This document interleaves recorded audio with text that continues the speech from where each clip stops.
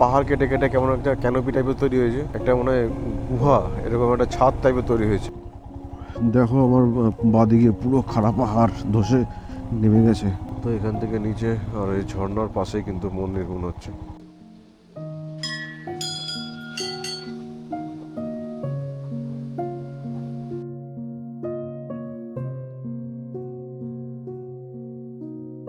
Good morning বন্ধুরা, good morning. আজকে 6 September শনিবার, আর সকাল হয়ে গেছে, 6টা বেজে গেছে।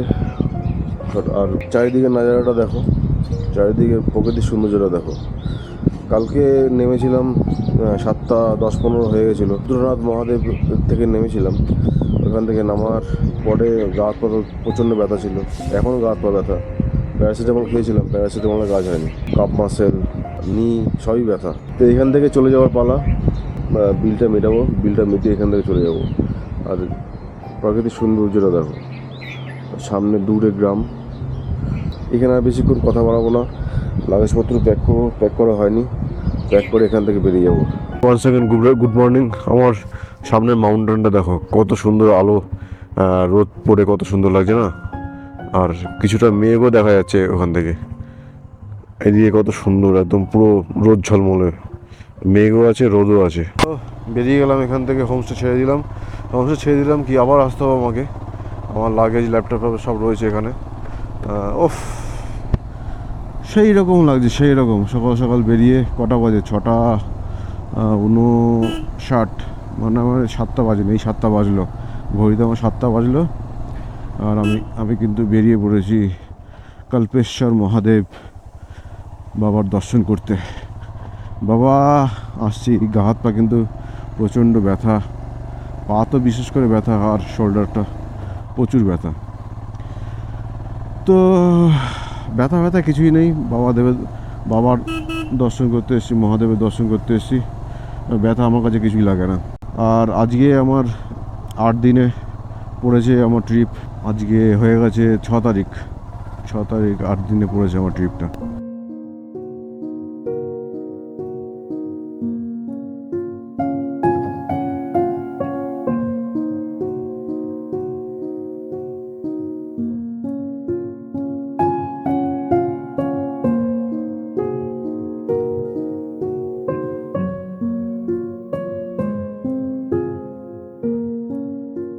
এটা কিন্তু আমি এখন গোপেশ্বর ঢুকে গেছি। এই গোপেশ্বর থেকে সাগর এর ডিস্টেন্স কিন্তু 2 কিলোমিটার। যোশীমঠের দিকে যেতে হবে, চামোলি ডিস্ট্রিক্টের মধ্যে পড়ছে যোশীমঠ থেকে উর্গম ভ্যালি হয়ে কল্পেশ্বর মহাদেব। তবুও একবার একটু ম্যাপটাকে আমি দেখে নেবো, ম্যাপটাকে দেখে নিলে পুরো আইডিয়াটা পেয়ে যাব। আস্তে আস্তে কিন্তু মেঘ ঢাকা শুরু করেছে, মেঘ কিন্তু আস্তে আস্তে পুরো পাহাড়টাকে কভার করতে শুরু করেছে। সকালবেলা কিন্তু বেশ রোদ ছিল, তোমাদের যেরকম দেখালাম। বাবা, এটা কে যাচ্ছে?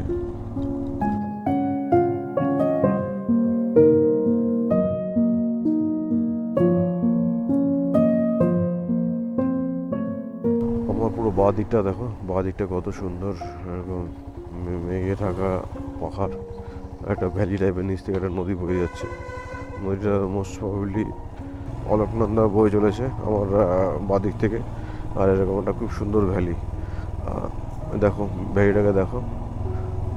সামনে পাহাড়টা একদম পুরো পাইন গাছের ফরেস্ট, পাইন গাছে ঢাকা। কিন্তু ওই দেখো, দেখতে পাচ্ছ মেঘটা কিন্তু নিচ থেকে উঠছে। মেঘ না বাষ্প, জলের বাষ্প হতে পারে। যাই হোক, আমাকে কিন্তু এখন চামুলি যেতে হবে। চামুলি এখান থেকে 30-40 কিলোমিটার দূরে। আর ওইখান থেকে উর্গম ভ্যালি যেতে হবে। উর্গম ভ্যালি আরও ওইখান থেকে 20 কিলোমিটার, মোটামুটি 60 কিলোমিটারের একটা জার্নি। 60 কিলোমিটার জার্নি আমার সময় লাগবে প্রায় 2 ঘন্টার মতন। তো মোটামুটি আমি 9টার সময় যদি পৌঁছে যাই, 9টার সময় আরতিটা কিন্তু দেখতে পারবো, মঙ্গল আরতি কিন্তু দেখতে পারবো।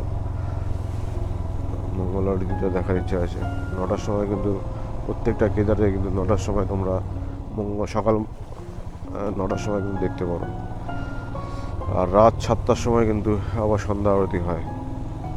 এই দুটো টাইম খেয়াল রাখবে যারা 5 কেদার করতে আসছো, টাইমিংটা মাথায় রেখে কিন্তু দর্শন করতে এসো, তাহলে কিন্তু বাবার দর্শন আরও তোমাদের মঙ্গলময় হবে, আরও সুন্দর লাগবে। বদ্রীনাথ আমার বাঁ দিকে, যোশীমঠ আমার বাঁ দিকে। যোশীমঠের দিকে কিন্তু আমাকে যেতে হবে। যোশীমঠ মানেই হচ্ছে কল্পেশ্বর মহাদেব। যোশীমঠ এখান থেকে 53 কিলোমিটার, আর 98 কিলোমিটার হচ্ছে বদ্রীনাথ।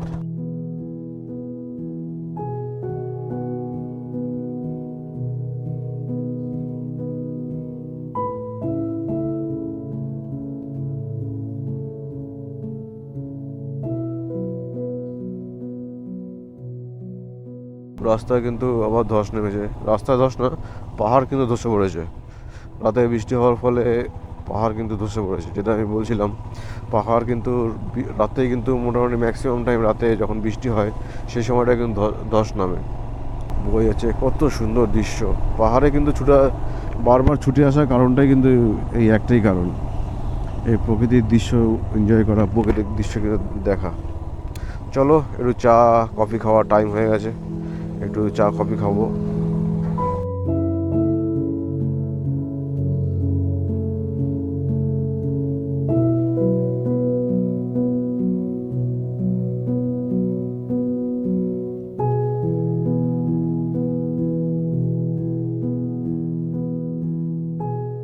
আর এরকম দেখেছো পাহাড় পাহাড় কেটে কেটে কেমন একটা ক্যানোপি টাইপের তৈরি হয়েছে, একটা মনে হয় গুহা, এরকম একটা ছাদ টাইপের তৈরি হয়েছে।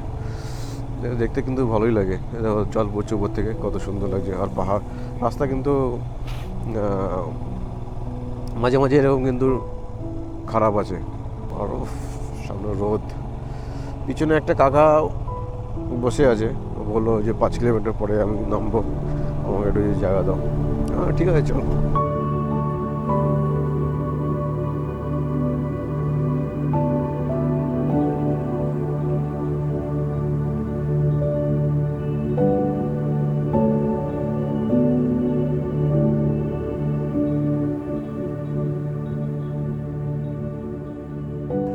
नहीं बद्रीनाथ नहीं, मैं वो कल्पेश्वर महादेव है ना, कल्पेश्वर जाएंगे। ठीक है, नमस्ते, अच्छे से रहना, ठीक है, आते हैं फिर मिलेंगे कभी, ठीक है। চলো কাকাকে নামিয়ে দিয়ে এবার আমি নিজের মতন করে গান শুনতে শুনতে রাইডটা করি। আর আমার সামনে দেখো কি জায়গান্টিক বড় পাহাড়, এটা কিন্তু পাহাড়গুলো দেখেছো, পাহাড় কিন্তু সব মাথাটা কিন্তু সব মেঘে ঢাকা, সাদা চুলের মতন মেঘগুলো রয়েছে, সুন্দর লাগছে। এটা কিন্তু একটা ভ্যালি টাইপের মতন, অনেকটা বড় জায়গা নিয়ে। বদ্রীনাথ আর কল্পেশ্বর মহাদেব একই রাস্তা, যোশীমঠ হয়ে যেতে হয়। যোশীমঠ এখান থেকে আর 30-35 কিলোমিটার বাকি। যোশীমঠের পরে কিন্তু কল্পেশ্বর মহাদেব মন্দির, খুব একটা যে সময় লাগবে তা নয়, এখান থেকে আর 1 ঘন্টার মতন আমি পৌঁছে যেতে পারবো। ওই 9:30টার মধ্যে আমি হয়তো কিন্তু পৌঁছে যেতে পারি। তো রাস্তাগুলো কেমন লাগছে বন্ধুরা কমেন্ট করে কিন্তু জানিও, আর সঙ্গে সঙ্গে কিন্তু সাবস্ক্রাইবও কিন্তু করে দিও।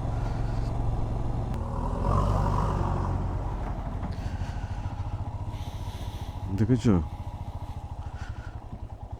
দেখো আমার বাঁদিকে পুরো খাড়া পাহাড় ধসে নেমে গেছে, আর ডান দিকেও কিন্তু সেম, ডান দিকেও কিন্তু পাহাড় কিন্তু ধসে ধসে পড়ছে। এইখান থেকে কিন্তু তাড়াতাড়ি বেরিয়ে যাওয়াই ভালো, এখানে কিন্তু বেশি সময় নেওয়া যাবে না। এইসব জায়গা কিন্তু খুবই ডেঞ্জারাস, যে কোনো মুহূর্তে বড়সড় দুর্ঘটনা ঘটে যেতে পারে। পাহাড়ের কাজ কিন্তু চলছে, পাহাড়ে এরকম নেট দেওয়া, তাপ্পি দেওয়ার কাজ কিন্তু চলছে। কত আর তাপ্পি দেবে, এত বড় পাহাড়, এত এরিয়া নিয়ে পাহাড় বিস্তৃত, কত আর তাপ্পি দেওয়া যায়, সব জায়গা তো তাপ্পি দেওয়া সম্ভব না। দূর থেকে কিন্তু স্নো ক্যাপ মাউন্টেন দেখা যাচ্ছে, ওই দেখো আমার দূর থেকে স্নো ক্যাপ মাউন্টেন। প্রথম দর্শন আজকের হয়ে গেল সকাল সকাল 7:30 সময়, স্নো ক্যাপ মাউন্টেন।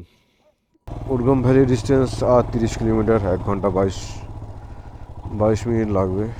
10টার মধ্যে আমি পৌঁছাবো, বলেছিলাম 9:30টার মধ্যে পৌঁছাবো, কিন্তু না, 10টা বেজে যাবে। ঠিক আছে, কোনো অসুবিধা নেই, আমাকে এরকমভাবেই ম্যানেজ করে চলতে হবে, কিছু করার নেই, কারণ তাড়াহুড়ো করে কোনো লাভ নেই। দেখতে তো পারলে রাস্তা কিন্তু অনেক জায়গায় ডাইভারশন আছে, ভাঙা আছে। এইবার পাহাড়ের ইয়েটা দেখো, পুরো দৃশ্যটা দেখো। ওফ, এই বাঘটা ঘুরেই যে দৃশ্যটা নিলাম, ও মা গো, ও হো হো হো, দেখো দেখো দেখো দেখো, এখান থেকে আরো সুন্দর দেখা যাচ্ছে। সামনে গেলে হয়তো আরো সুন্দর দেখা যাবে, কিন্তু যখন প্রথম দেখা যায় না, তখন তার যে দৃশ্যটা, তার যে অনুভূতিটা অন্যরকম হয়। দেখেছো কি লাগছে? দেখো, 1 2 3, এই পাশে হয়তো আরো আছে। পাহাড়ে মেঘ বলে দেখা যাচ্ছে না এই পাশটা, কিন্তু 1 2 3 যে স্নো পিক মাউন্টেনটা না, খুব সুন্দর লাগে। Snow cap mountain, snow peak mountain, যাই বলো না কেন, সুন্দর লাগছে কিন্তু। এই দেখো, শুধুমাত্র একটা গাড়ি যাওয়ার মতো অবস্থায় আছে। আর এখানে কিন্তু সাবধানভাবে গাড়ি চালাতে হবে, কারণ একটু এদিক ওদিক হলে এখানে কিন্তু গাড়ি তুলে দেওয়ার মতো কেউ নেই।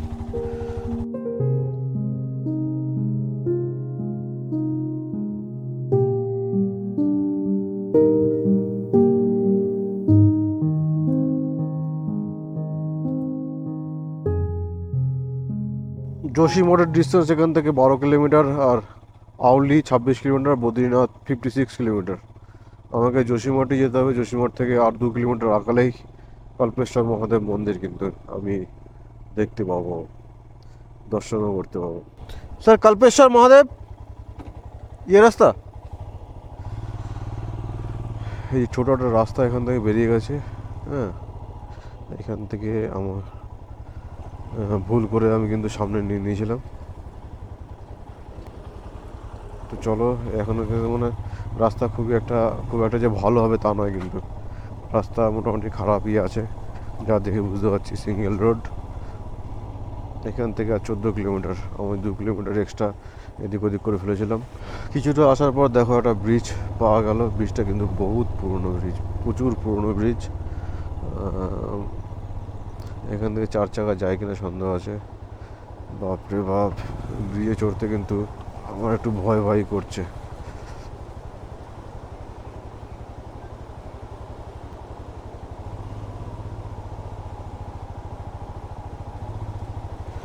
আর নিচ থেকে মন্দাকিনী নদী বয়ে যাচ্ছে, আর এরকম পুরনো একটা ব্রিজ, সেই রকম কিন্তু ফিলিংস আসছে কিন্তু বন্ধুরা। আর রাস্তা কিন্তু যেটা বলছিলাম, রাস্তা কিন্তু খুবই বাজে রাস্তা। সময় হয়ে গেছে 9:30, আরও 13 কিলোমিটার এখান থেকে যেতে হবে। 13 কিলোমিটার মানে মোটামুটি 1 ঘন্টা তো লাগবেই। যদি কেউ এদিকে আসতে চাও, তো NH7-কে বিদায় দিয়ে হেলাং উর্গম রোডকে তোমাকে ধরতে হবে। বদ্রীনাথের ঠিক 50 কিলোমিটার আগে কিন্তু এই হেলাং উর্গম রোড পড়বে কিন্তু বন্ধুরা, এটা কিন্তু তোমরা মাথায় রেখো।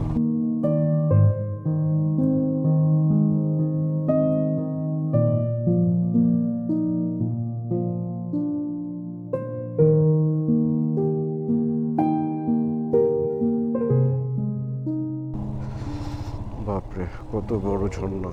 আর এখানকার মহিলারা কিন্তু সত্যি অনেক কর্মঠ হয়। তো এখান থেকে নিচে, আর এই ঝর্ণার পাশেই কিন্তু মন্দির মনে হচ্ছে।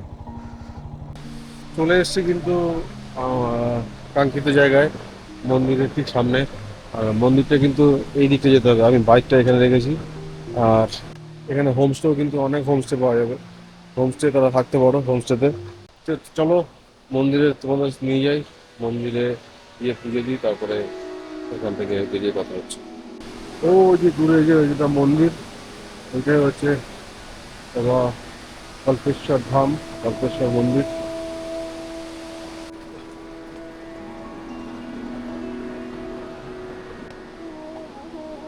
রুদ্রনাথে গেছিলাম দ্বারকাক, আর এখানে দেখো গিরগিটি।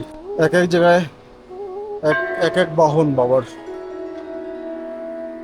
বেশি দূর নয়, ওই যে ব্রিজ থেকে জাস্ট কয়েক পা আগিয়ে এখানে বাবার মন্দির।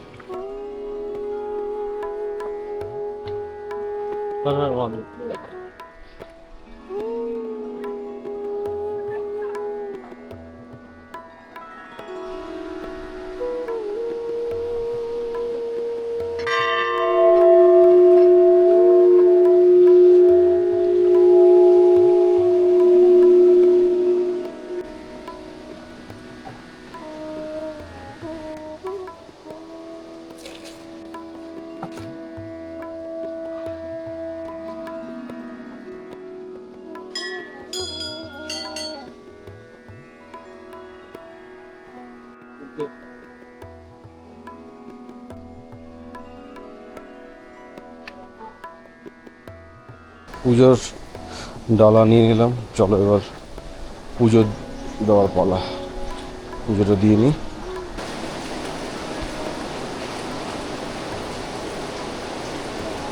এখানে তুমি যদি কিছু দান করতে চাও সেই দানপত্র এখানে রয়েছে। আর এখানে হবন কুণ্ড, আর মন্দিরটা এরকম ডু নট ফটোগ্রাফি। চলো আমার পুজো দেওয়া কমপ্লিট হয়ে গেল, এখান থেকে বেরোই, জুতো পরবো আর এখান থেকে বেরিয়ে যাব। বেরিয়ে আসলাম পুজো দিয়ে, পুজো দিতে কিন্তু বেশিক্ষণ সময় লাগলো না, 5-7 মিনিটই সময় লেগেছে, একদম পুরো ফাঁকা।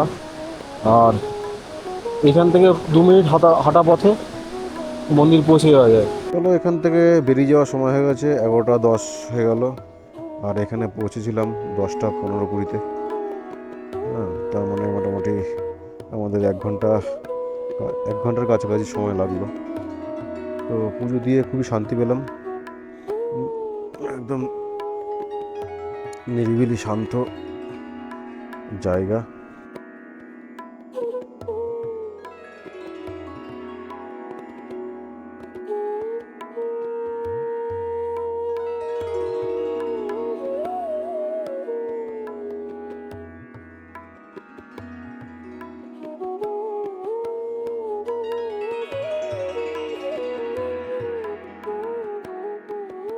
হালাং উর্গম রোড শেষ হলো, আর এখন উঠে যাচ্ছি NH7-এ।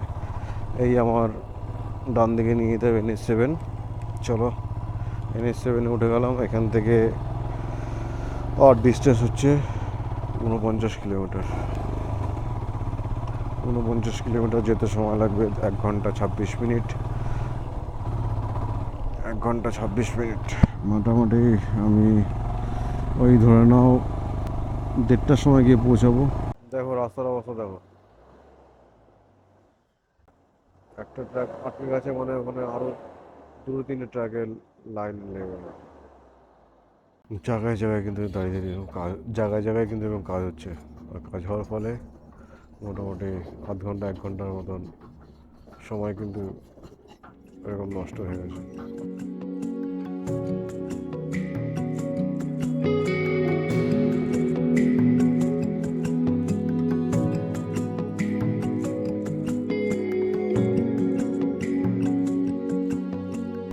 চলে এসেছি সাগর ভিলেজে। আর এখান থেকে আর 1-1.5 কিলোমিটার বাদেই যেখানে আমি স্টে করেছিলাম, সেইখান থেকে ব্যাগটা তুলবো। ব্যাগটা তুলে জল নিয়ে একটু চেন লিফট করে তারপর এখান থেকে বেরিয়ে যাবো।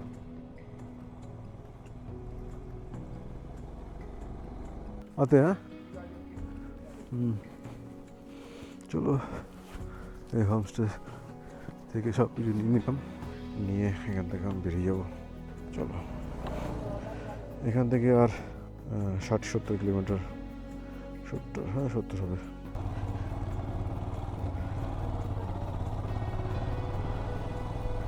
NH7 নিলাম না, রুদ্রপ্রয়াগ হয়ে যাওয়া যায়, কিন্তু রুদ্রপ্রয়াগ হয়ে গেলে ওটা অনেকটা ঘুরতে হবে। তাই এই রাস্তাটা নিলাম 700C, 70 কিলোমিটার রাস্তার নাম, হজবড় রাস্তার নাম।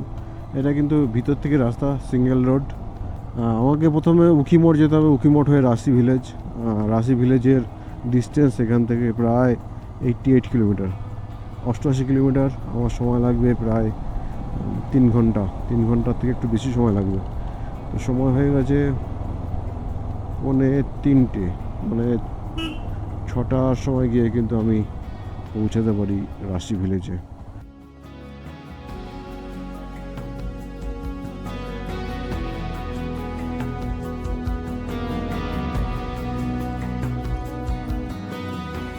প্রায় 12-13 কিলোমিটার আসার পরে এরকম একটা ঘন জঙ্গল দিয়ে যাচ্ছি।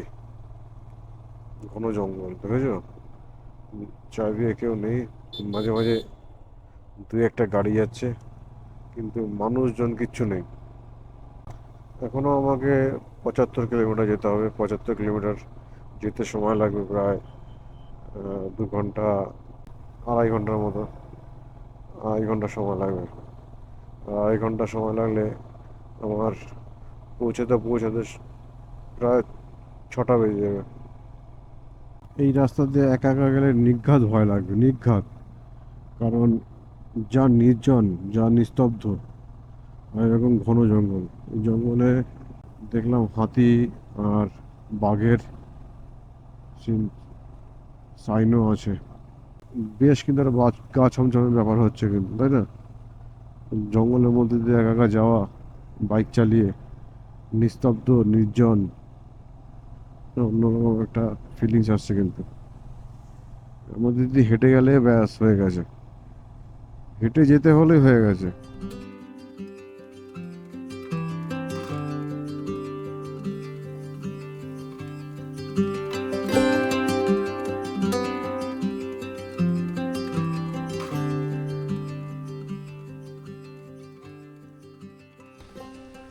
এই দূরে দেখছি যে রাস্তাটা, এই রাস্তাটা কিন্তু তুঙ্গনাথের দিকে যাচ্ছে। আমরা কিন্তু এখান থেকে উঠেছিলাম, এখানে বাইক রেখে। আমাদের এখান থেকে 4-5 কিলোমিটার উপরে কিন্তু তুঙ্গনাথ বাবার মন্দির। আর আমাকে কিন্তু এখান থেকে চলে যেতে হবে, নিচে নেমে যেতে হবে উকিমঠের দিকে। उखीमठ का डिस्टेंस कितना है? यहाँ से हाँ? 31 किलोमीटर। 31। উকিমঠ থেকে যে প্রথম গেটটা আসবে, গেটের কিন্তু ডান দিক থেকে তোমাকে নিয়ে যেতে হবে রাশি ভিলেজের দিকে। রাশি ভিলেজের জন্য রাশি ভিলেজ এখান থেকে আর ওই ধরো ধরে নাও 20-25 কিলোমিটার।